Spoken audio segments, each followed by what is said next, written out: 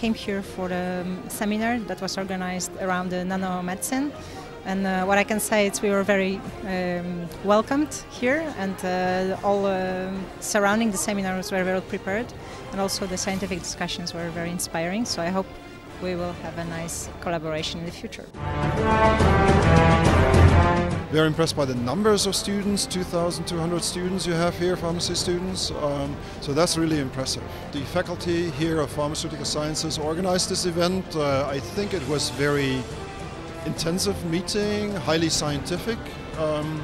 Three speakers who were reporting from their different fields. We are very grateful that we could be here today, and by the support that the university gave to us, and I'm happy to come back again soon.